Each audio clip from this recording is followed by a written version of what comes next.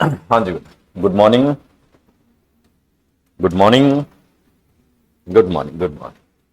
सो मैं थोड़ा सा मेरे बारे में बता दूं। डॉक्टर सनी,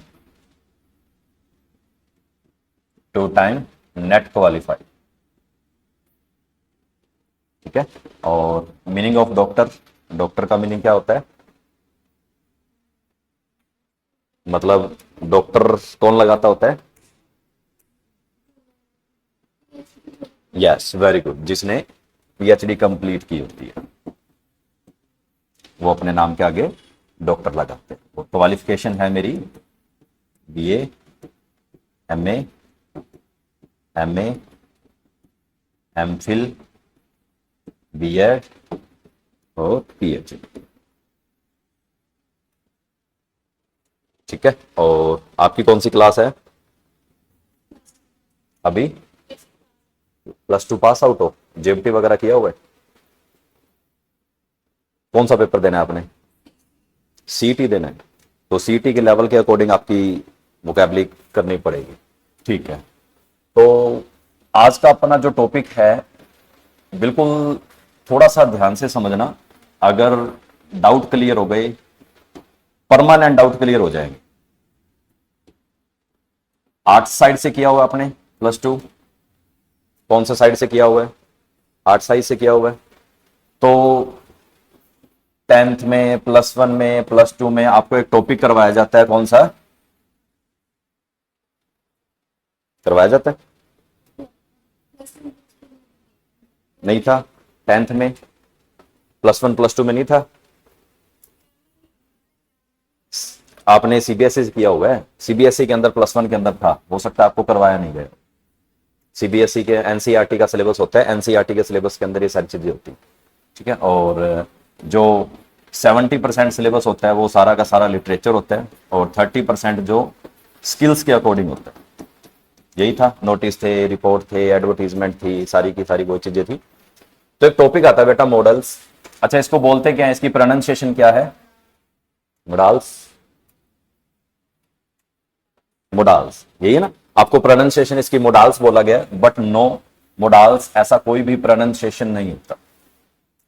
इसके पीछे का रीजन क्या है? जैसे कि हम अमेरिकन इंग्लिश या ब्रिटिश इंग्लिश, कौन सी इंग्लिश पढ़ते हैं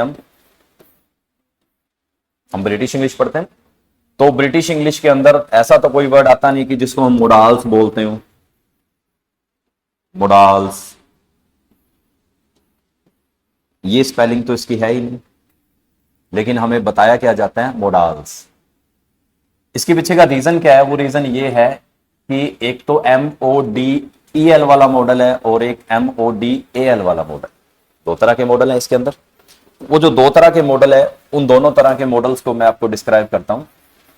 एक MODAL और एक MODEL। ये वाला जो मॉडल होता है,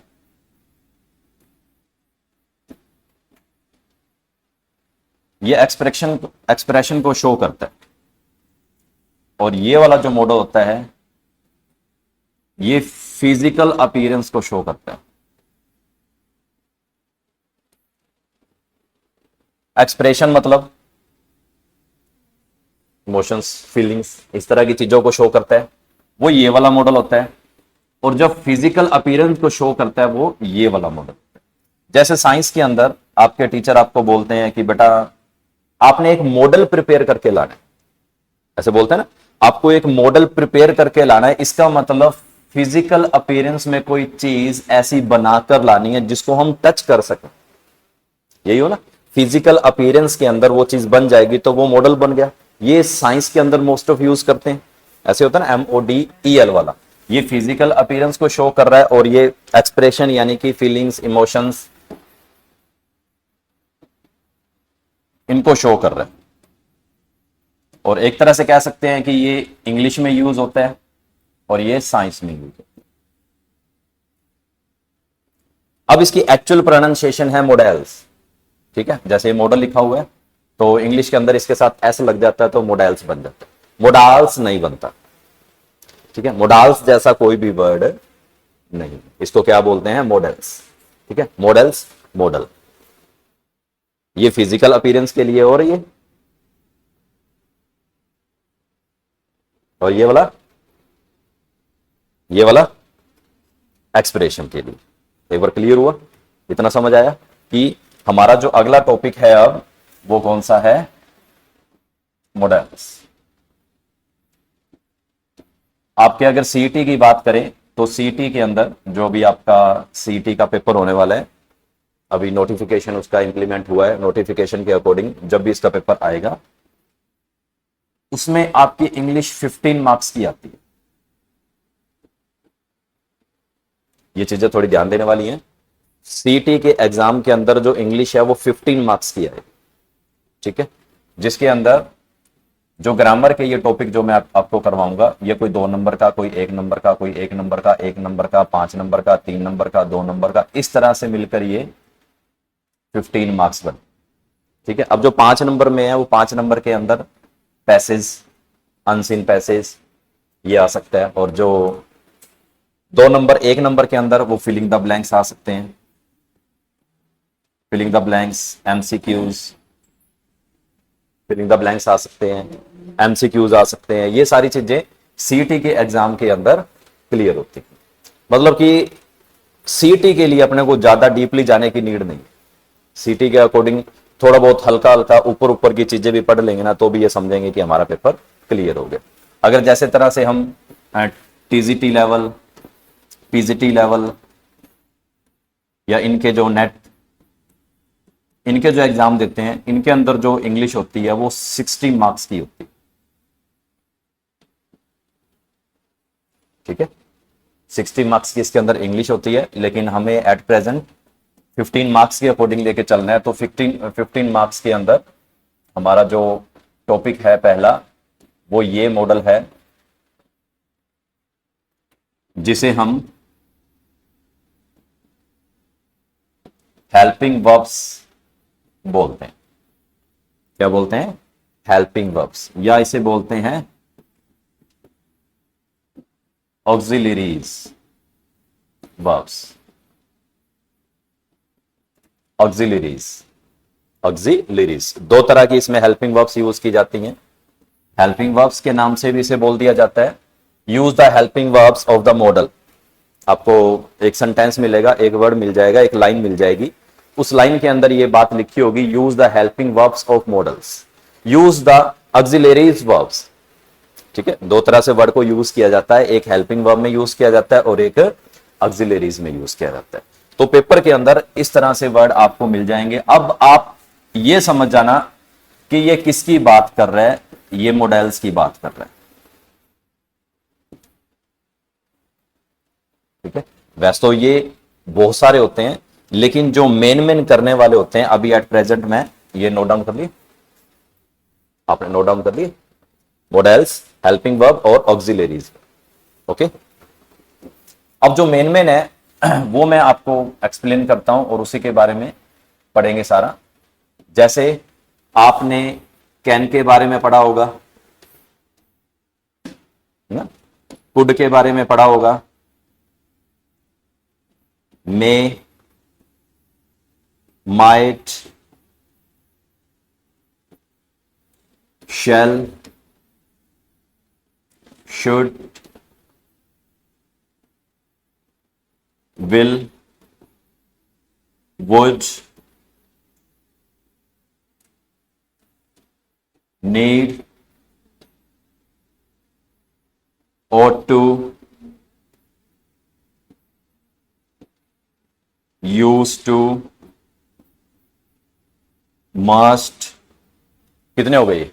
1 2 3 4 5 6 7 8 9 10 11 12, एक रह गया।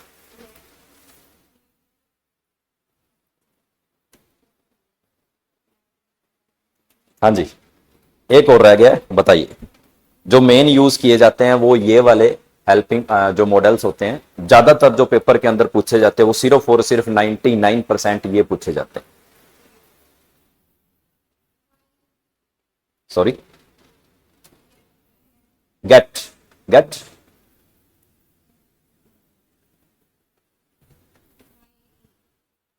अच्छा नो, ट्राई करो, कोशिश करो, कोई बात नहीं, क्योंकि जब तक हम थोड़ा सा माइंड नहीं चलाएंगे तब तक ये आएंगे नहीं। एंड सेकंड जो लास्ट यूज किया जाता है, डेयर।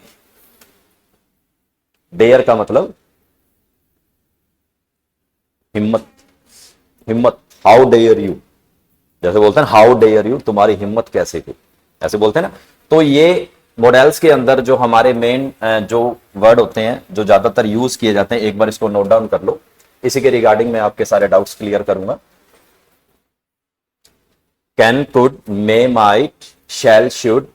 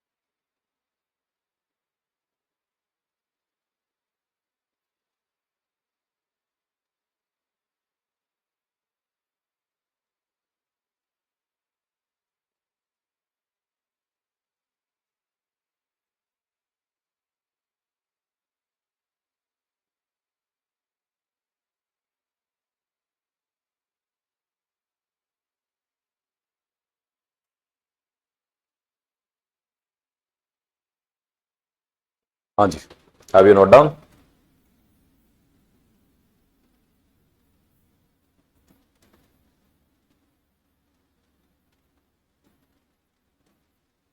अब थोड़ा ध्यान से समझे, ये क्या है, इसे क्या बोलते हैं, क्या बोलते हैं? कैन। जो कैन है वो प्रेजेंट के अंदर सत्ता को रिप्रेजेंट करता है हिंदी। किसे? सत्ता, यानी कि मैं कोई काम कर सकता हूं, मैं खेल सकता हूं, मैं भाग सकता हूं, मैं दौड़ सकता हूं, मैं खा सकता हूं, मैं पी सकता हूं, मैं उछल कूद कर सकता हूं, कैपेसिटी को शो कर रहा है ना। तो जो कैन है वो दो तरह की पावर को रिप्रेजेंट करता है, एक एबिलिटी और एक कैपेबिलिटी, या जिसे हम कैपेसिटी भी बोल देते हैं।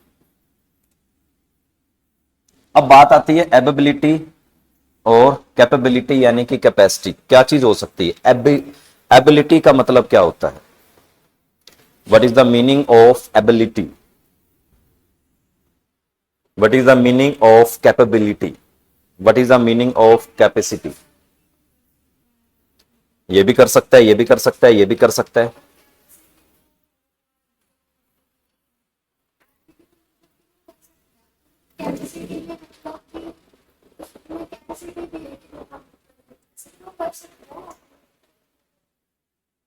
Very good.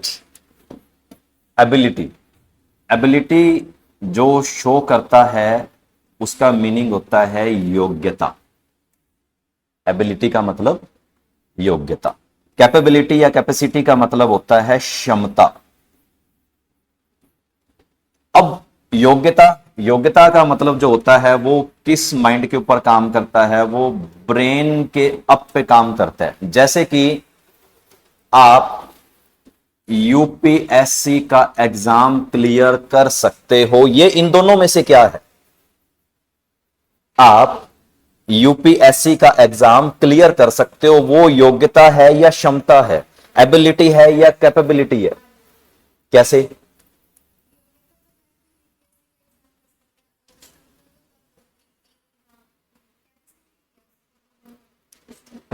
हाँ जी, यस, आप बताएं, ट्राई करो, गलती होगा कोई बात नहीं, घबराने की नीड नहीं। ये एक ऐसी चीज है मैडम, यहां पे ऐसे ऐसे डाउट्स जो हमने कभी सुने भी नहीं होंगे, देखे भी नहीं होंगे। ये प्लेटफॉर्म ही ऐसा है, ये चीज ही ऐसी है। योग्यता, योग्यता जो रिप्रेजेंट कर रही है वो ब्रेन के अकॉर्डिंग अपने आप को रिप्रेजेंट कर रही है, ब्रेन के अकॉर्डिंग। यानी कि हमारी गर्दन से ऊपर का जो पार्ट है वो सारा का सारा क्या है, एबिलिटी के ऊपर काम कर रहा है, योग्यता के ऊपर काम कर रहा है, ब्रेन के अकॉर्डिंग काम कर रहा है। और गर्दन से नीचे का जो पार्ट है वो कैपेबिलिटी है, क्षमता है, दक्षता है, जिसको हम बात करते हैं। जैसे आपने मैथ का सम सोल्व किया, वो क्या था, एबिलिटी है या कैपेबिलिटी है? मैथ का सम सोल्व किया, एबिलिटी, यानी कि वो योग्यता है। अब योग्यता जो रिप्रेजेंट कर रही है वो ब्रेन के अकॉर्डिंग काम हो रहा है, यानी कि मैथ का जो सम सोल्व हो रहा है वो ब्रेन के अकॉर्डिंग हो रहा है, आपके दिमाग के अकॉर्डिंग हो रहा है। अब अगर मैं कहता हूं कि आप 10 kg वेट उठा सकते हो, तो वो क्या है, आपकी क्षमता हो गई, आपकी मतलब जिसे कह सकते हैं कि कैपेबिलिटी होगी कि हाँ मैं 10 किलो वजन उठा सकता हूं। ये फिजिकल अपीयरेंस के ऊपर काम कर रहे हैं, यानी कि जो ब्रेन के अकॉर्डिंग काम कर रहा है वो एबिलिटी है, यानी कि योग्यता है, और जो फिजिकल अपीयरेंस के ऊपर काम कर रहा है वो कैपेबिलिटी है, यानी कि कैपेसिटी है, फिजिकल अपीयरेंस के अकॉर्डिंग। अब जो कैन है वो कैन एबिलिटी के ऊपर काम करता है और कैपेबिलिटी के ऊपर काम करता है। और कैन का मतलब क्या है, सकता। अब पेपर के अंदर आपसे क्या कंफर्म किया जा सकता है, पेपर के अंदर आपसे यह कंफर्म किया जा सकता है कि ही डैश रन 15 किलोमीटर डेली, ही डैश रन 15 किलोमीटर डेली। अब ऑप्शन में हमारे पास क्या है, कैन, कुड में कोई भी 3 ऑप्शन आ गए। एक तो ये वाला आता है और एक ये आता है, एबिलिटी, कैपेसिटी, परमिशन।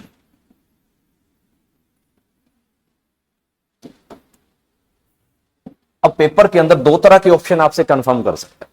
एक तो नॉर्मली ठीक है भी किसकी बात कर रहे हैं, अभी वो डेली 15 किलोमीटर भाग सकता है, तो भाग सकता है, क्या है वो, कैन है। और क्या है, अब अगर वो पूछे कि इनमें से क्या है, ऑटोमेटिकली आंसर आ गया साहब। मतलब कि अपने को किसी तरह से कोई भी चीज ऐसी रीड आउट या उसके ऊपर बोधरेशन देकर उसको रीड आउट करने की नीड नहीं पड़ी। एक बार आपने किसी चीज को क्लियर कर लिया तो ये समझ सकते हो कि वो परमानेंट है, और परमानेंट आपके माइंड के अंदर स्टेबल्ड रहेगी। क्योंकि इंग्लिश जो है ना, आप इस चीज को देखिए, ये परमानेंट है। आप ऐसा तो है नहीं, डोंट माइंड, जैसे जनरेशन के अकॉर्डिंग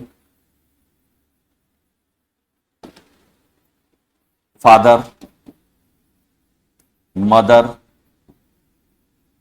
चिल्ड्रन, आगे की जनरेशन, इन्होंने स्टडी छोड़ दी, इन्होंने स्टडी छोड़ दी, तो क्या ये भी स्टडी छोड़ देगा? ये क्या करेंगे दोनों मिलके, बच्चों को पढ़ाएंगे, जैसे आप बच्चों को पढ़ाएंगे। अब बच्चे पढ़ेंगे तो ऑब्वियस ही बात है इंग्लिश को पढ़ेंगे, ये तो क्लियर कट है। अब ये जब बड़े हो गए तो इनके आगे जनरेशन आ गई, इन्होंने स्टडी छोड़ दी, तो क्या ये आगे की जनरेशन ने स्टडी छोड़ दी? क्लियर है। ये जो जेनेटिक गैप है ये परमानेंट था और परमानेंट है और परमानेंट रहेगा। यानी कि आप एज्ड हो जाओगे, बड़े बुजुर्ग हो जाओगे, दादा परदादा बन जाओगे, लेकिन फिर भी हमारी जो पीढ़ी है वो स्टडी करती रहेगी। आपने स्टडी छोड़ दिया, आज आपने इंग्लिश बोलना छोड़ दिया, लेकिन आपकी जो जनरेशन है वो इस सब्जेक्ट को पढ़ेगी। इस सब्जेक्ट के बिना कुछ भी नहीं, कहीं भी। सपोज आप कहीं इंटरव्यू के लिए जाते हो, तब क्या होता है वहां पे, नॉर्मल आपसे क्या पूछा जाता है, कम्युनिकेशन स्किल। डिग्री साइड पे रख दे, कम्युनिकेशन है, बोलना आता है, can you speak in English? Yes, then let's start. आप इंग्लिश में बात कर सकते हो तो हमसे बात करो। If you can't speak in English then you go. मतलब ये चीज तो परमानेंट थी, परमानेंट है और परमानेंट रहेगी। तो इसलिए अपने को जो हर एक वर्ड या हर एक डिस्क्रिप्शन जो हमने पढ़ ली है या पढ़ेंगे, उसे अगर वन टाइम आपने क्लियर कर लिया तो सारे डाउट्स क्लियर हो जाए, ए टू जेड। हमें किसी भी तरह से कुछ भी करने की नीड नहीं पड़ेगी। अब कैन के अंदर अब किसकी बात करता है? एक तो कैपेबिलिटी की बात करता है, एक एबिलिटी की बात करता है, एक परमिशन की बात करता है, परमिशन, और एक बात करता है इसमें पॉसिबिलिटी की। ये पेपर के अंदर आपसे चीजें कंफर्म की जाती हैं, पूछी जाती है बाय चांस, क्योंकि अगर आप एसटेट सीटेट अगर आप इनका पेपर देते हो तो ऑब्वियस ही बात है आपके सामने ये डाउट्स आएंगे। अगर आप नॉर्मली सीईटी का पेपर दे रहे हो तो आपका 15 मार्क्स है, और नॉर्मली आपसे सिर्फ और सिर्फ क्या पूछ सकता है? ऑप्शन पूछ सकता है कैन, कुड, मे, माइट। ये ऑप्शन पूछ सकता है नॉर्मली, क्योंकि उसको भी पता है कि 15 नंबर की इंग्लिश है, 15 नंबर में बच्चे ने इतना की पढ़ा होगा। अगर आपने आगे इन फ्यूचर जाना है, आगे के लिए बढ़ना है, तो आपको एक एक डाउट्स को क्लियर करना पड़ेगा। ठीक है। कैपेबिलिटी का मतलब, कैपेबिलिटी का मतलब क्षमता, एबिलिटी का मतलब योग्यता, परमिशन का मतलब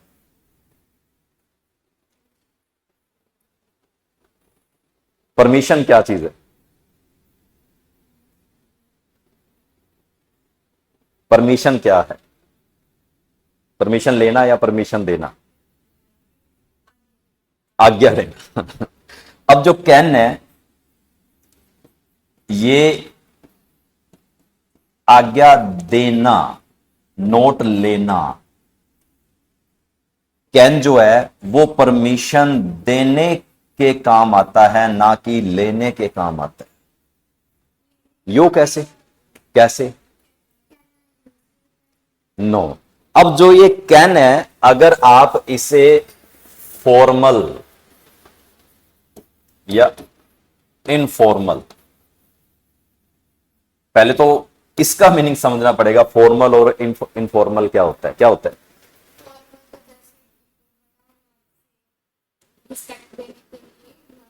और इनफॉर्मल फ्रेंड सर्कल। हाँ जी, फॉर्मल या इनफॉर्मल। फॉर्मल का मतलब क्या होता है? फॉर्मल या इनफॉर्मल। फॉर्मल का मतलब होता है जैसे कि, पहले ये मैं यहां क्लियर करता हूं।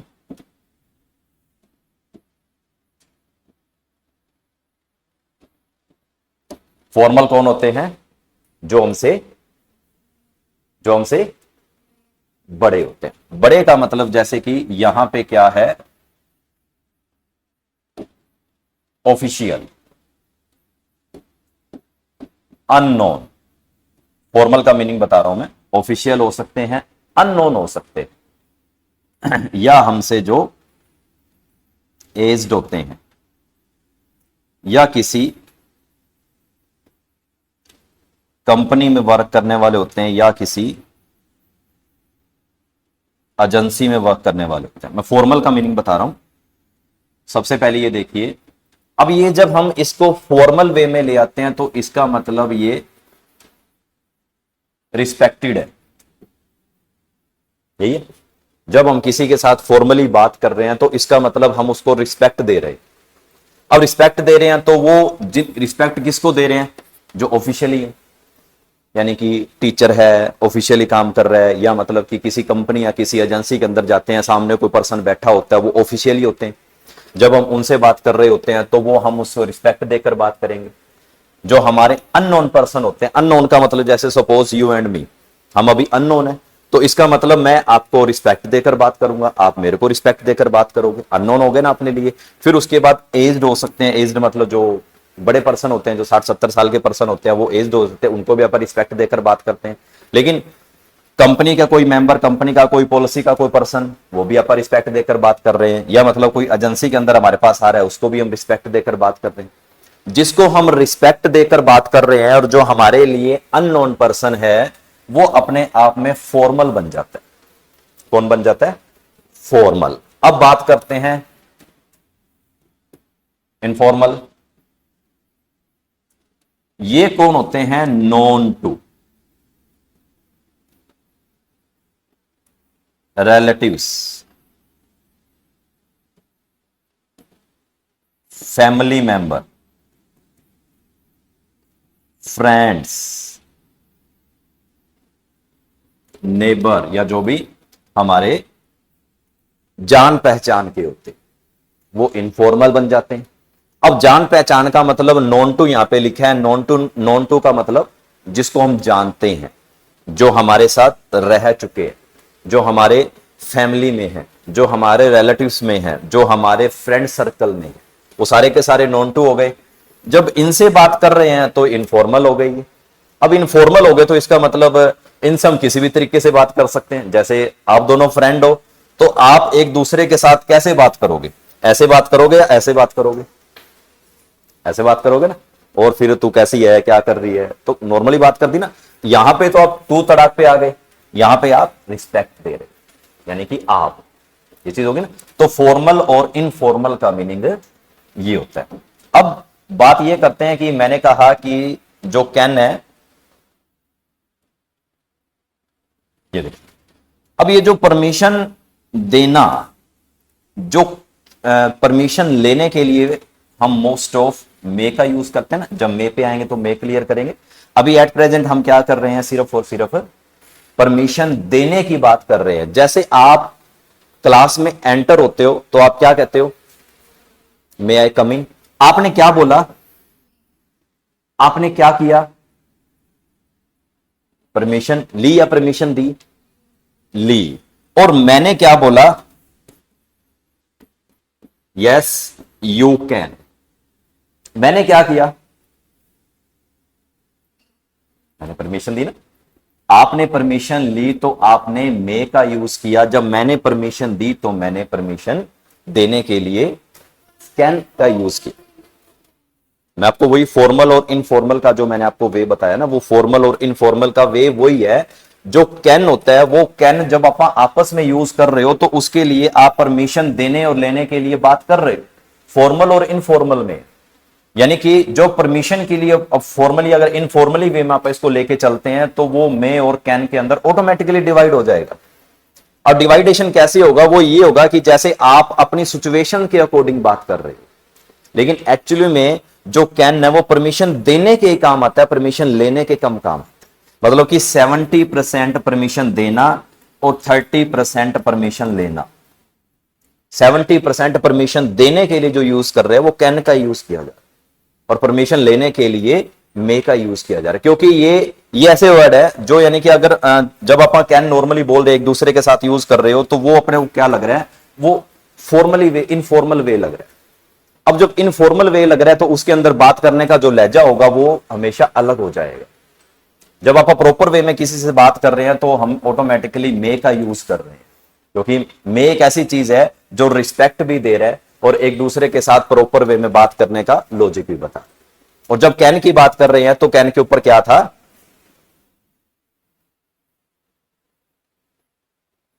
कैन के ऊपर फॉर्मल और इनफॉर्मल। मतलब कि सबसे पहले हमें कैन के फॉर्मल और इनफॉर्मल वे को समझना पड़ेगा।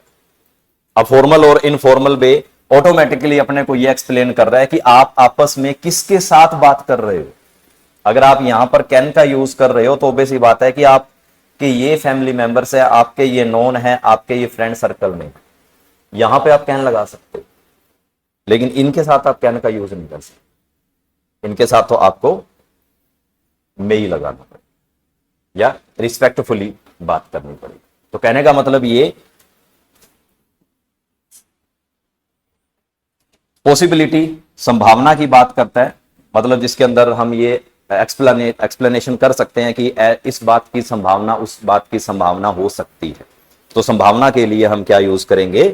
कैन का यूज कर सकते हैं। मतलब अलग अलग तरीके से यूज किया जाएगा। अभी जब हम इसके फिलिंग द ब्लैंक्स करेंगे उसके अंदर ये सारे आपके डाउट्स क्लियर और हो जाएंगे। यानी कि सबसे पहले हमने किसकी बात की, कैपेबिलिटी की बात की, एबिलिटी की बात की, परमिशन की बात की और पॉसिबिलिटी की बात की। अभी एक बार मेरे को ये बताएं कि मतलब आपके ये डाउट्स क्लियर हुए अच्छे से, ये वाले डाउट क्लियर हुए? क्योंकि पेपर के अंदर बच्चे आपसे वो यही चीज ही कंफर्म करता है, इसके अलावा वो आपसे कुछ पूछ ही नहीं सकता। मतलब या तो वो इधर आएगा या वो इधर, मतलब दोनों पॉइंट अपने को क्लियर करने पड़ेंगे। और एक बार अगर आपके ये पॉइंट क्लियर हो गए तो आप ये समझ सकते हो कि परमानेंट है। परमानेंट इंग्लिश आपके माइंड के अंदर एक सेटअप बना लेगी, ऐसा सेटअप बना लेगी कि आपको ये क्लियर हो जाएगा कि मतलब मैंने जो बात करनी है वो किस लहजे में आकर बात करनी है, किसके साथ बात करनी है, कौन मेरे नोन में है, कौन मेरी जानकारी में है, रिलेटिव्स में है, फैमिली मेंबर में है और कौन ऑफिशियली है। अगर ये डाउट्स क्लियर हो गए तो आपके ऑटोमेटिकली ये वाले सारे डाउट्स क्लियर होने शुरू हो जाए।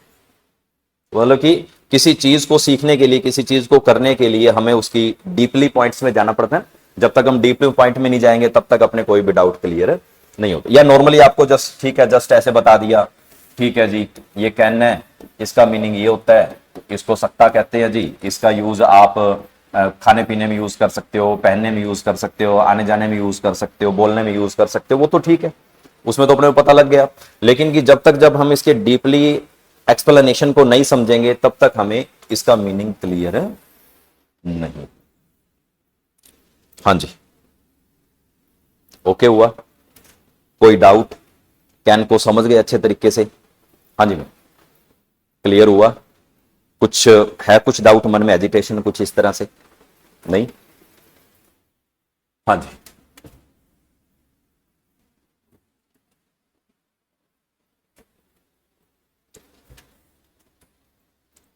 अब एक छोटा सा और जिसे हम नॉर्मली यूज कर लेते हैं, जिसे बोलते हैं क्या, डेयर। डेयर मतलब कि किसकी बात कर रहा है? हिम्मत की बात कर रहा है। ये नॉर्मली सेंटेंस है, मतलब डीपली ज्यादा जाने की जरूरत नहीं है। जहां पे जैसे हम नॉर्मली बोलते हैं कि how dare you to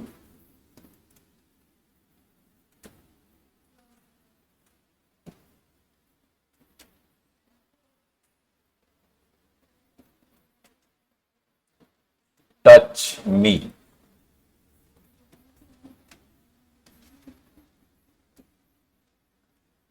Have you dared to jump from that building?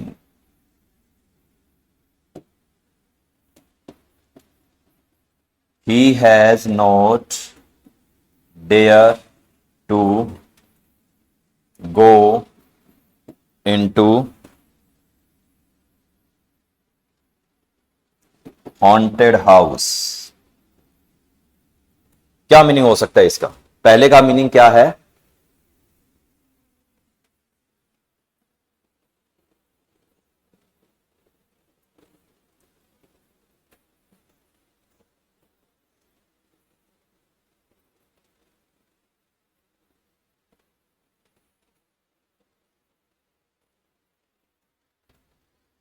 हाँ जी, क्या मीनिंग है पहले का?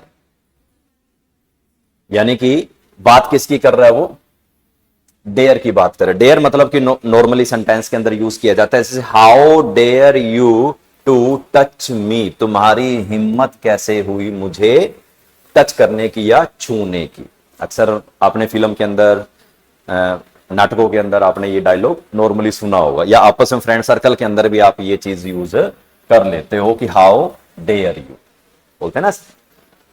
Have you dash to jump from that building, क्या आप में डेयर है उस बिल्डिंग से छलांग लगाने की। तो अब इसके अंदर किस टॉपिक की बात कर रहा है, किसकी बात कर रहा है? हिम्मत की बात कर रहा है। यानी कि अब वो आपसे क्वेश्चन पुट कर रहा है, क्या क्या तुम में हिम्मत है कि मतलब तुम वहां से छलांग लगा सकते हो। बात तो किसकी की जा रही है? हिम्मत की। अब जब हिम्मत की बात की जा रही है तो ऑब्वियस सी बात है वहां क्या लगेगा, डेयर लगेगा। He has not dash to go into haunted house. Haunted house कौन से होते हैं, डरावने या भूत वाले घर। क्या आप में हिम्मत है कि आप एक हॉन्टेड हाउस में जा सकते हो।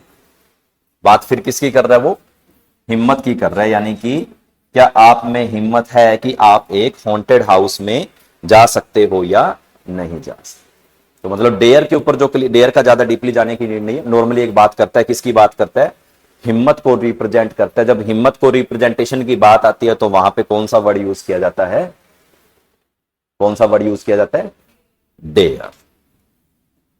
हाँ जी क्लियर हुआ, हाँ जी मैम क्लियर हुआ, एनी डाउट, कोई भी डाउट हो मन में किसी तरह से, जब हम इसके फिलिंग द ब्लैंक्स करेंगे तो आपके ऑटोमेटिकली और कोई डाउट उसके अंदर होगा तो वो आप जरूर में से कंफर्म कर सकते हो। अब जैसे विल,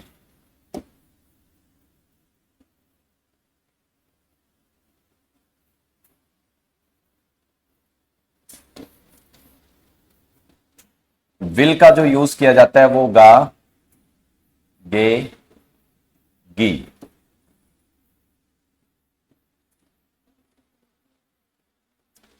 फ्यूचर टेंस, आपने टेंसेस जरूर किए होंगे, टेंसेस के अंदर आपके पास विल का यूज जरूर आपको बताया गया होगा कि जो विल का यूज है वो किस पर्पस के लिए यूज किया जाता है फ्यूचर टेंस में, गा, गे या गी, यानी कि भविष्य की किन बातों को बताने के लिए हम किस वर्ड का यूज करते हैं, विल का यूज करते हैं, यही है ना। लेकिन जो विल है वो कौन से पॉइंट्स के लिए यूज किया जाता है, प्रोमिस के लिए,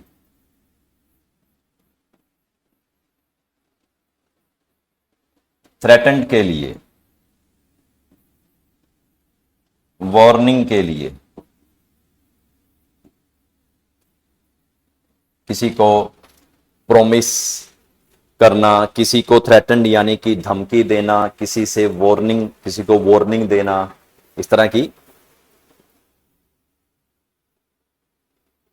इन तरह के वर्ड के लिए यूज किया जाता है विल।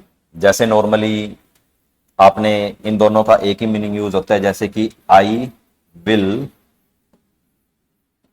किल यू,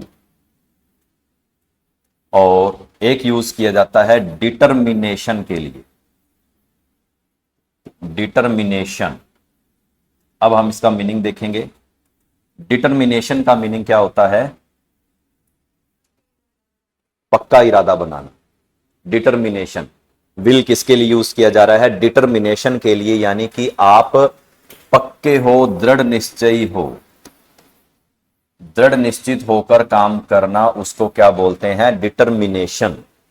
यानी कि उस काम को 101% करने की इच्छा मन में होना, वो डिटर्मिनेशन कहलाएगा। फिर उसके बाद है प्रोमिस। प्रोमिस का मतलब वादा करना। जब आप किसी के साथ किसी तरह से कोई प्रोमिस करते हो, वादा करते हो, जैसे हम एक दूसरे के साथ रहेंगे, एक दूसरे का साथ नहीं छोड़ेंगे। थ्रेटन मतलब कि धमकी देना। धमकी क्या चीज हो सकती है, ये धमकी है, आई विल किल यू मतलब कि मैं तुम्हें मार दूंगा। ये वार्निंग में भी काम करते हैं। वार्निंग का मतलब चेतावनी देना।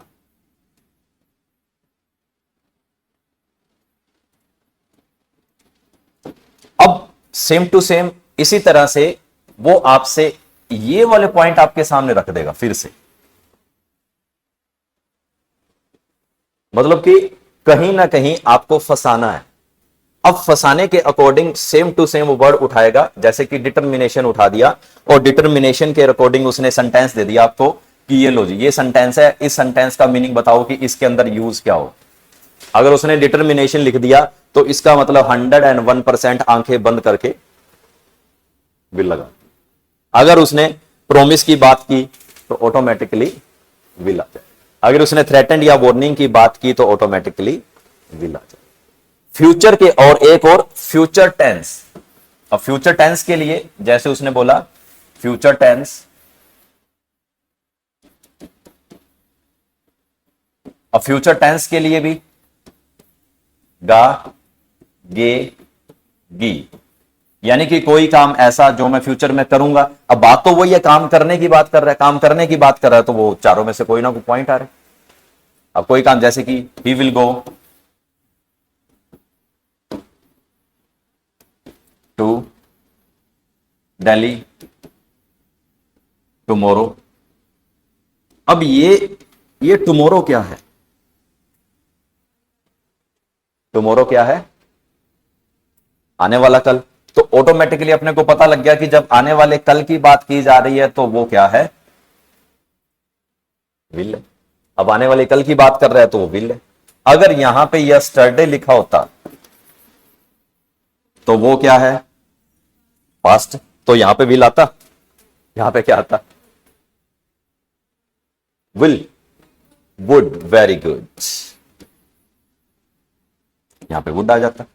यस्टरडे यानी कि बीते हुए टाइम की बात कर रहा है। अब बीते हुए टाइम की बात कर रहा है तो यस्टरडे है, आने वाले कल की बात कर रहा था टुमारो है, आज की बात कर रहा है तो वो टुडे। तो मतलब बहुत सारी ऐसी चीजें हैं इंग्लिश में जो आपके हर एक चीज के डाउट्स को क्लियर किया जाएगा, हर तरीके से डाउट्स क्लियर किया जाएगा। तो इसी के साथ आज की वीडियो को ऑफ करते हैं। मॉडल्स के अंदर जितने भी टॉपिक हमने ये सारे बताए हैं वो सारे के सारे आपके इसी तरीके से क्लियर किए जाएंगे। फिर उसके बाद आपको 150 से 200 ऐसे सेंटेंस मिलेंगे जो फिलिंग द ब्लैंक्स वाले, उसी में से आपके 3 या 4 सेंटेंस पेपर में आ जाएंगे। ओके, बुलाना सब।